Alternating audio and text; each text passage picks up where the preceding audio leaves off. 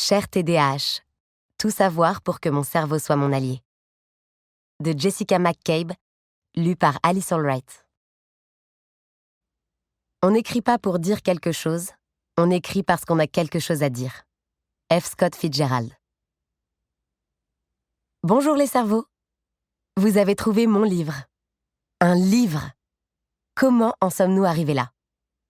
Eh bien d'abord, il fallait que j'en écrive un. Alors pourquoi moi, une personne qui a un TDAH, ai-je entrepris une tâche aussi longue et fastidieuse? Parce que je perds et j'oublie des choses, et que tout ce que j'ai appris au cours des 7 dernières années est bien trop précieux pour subir le même sort. Comme je l'explique au chapitre 1, en créant la chaîne YouTube How to ADHD, j'avais pour objectif de centraliser toutes mes connaissances sur le TDAH afin de les retrouver aisément en cas de besoin. Eh bien, nous voilà plusieurs années plus tard. Au fil du développement de la chaîne, j'ai acquis une compréhension approfondie et détaillée des obstacles invisibles auxquels les personnes présentant un TDAH ont tendance à se heurter, ainsi que des solutions qui s'offrent à elles pour y faire face.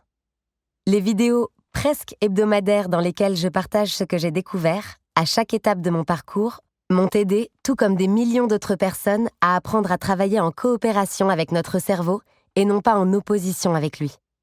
Avec lui et pas contre lui. En fait, nous avons réalisé tellement de vidéos avec mon équipe que je suis moi-même un peu dépassée par la quantité d'informations recueillies. Parfois, j'aimerais pouvoir consulter un sommaire ou faire une recherche rapide par mots-clés sur ma chaîne ou dans mon cerveau. Jusqu'à ce que cela devienne possible, je consigne dans un livre les informations les plus importantes que j'ai accumulées, les plus utiles pour moi et pour ma communauté. Un objet tangible, avec une couverture, un sommaire et un index. Un outil que je peux consulter lorsque je me sens coincée. Et si je l'oublie malencontreusement dans le bus, comme la moitié de mes cahiers d'école, il me suffira d'en acheter un autre où que je sois dans le monde. Bonjour les cerveaux du monde.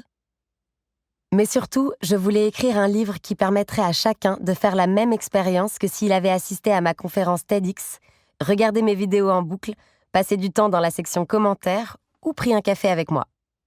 Je voulais donner à tous, si possible, mes observations au cours de mon propre voyage.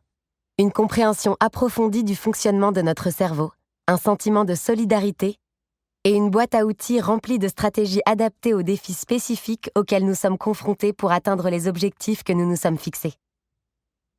Je voulais rendre nos obstacles invisibles, visibles pour le plus grand nombre, afin que nous cessions de nous reprocher de buter sur eux et que nous comprenions enfin comment les surmonter.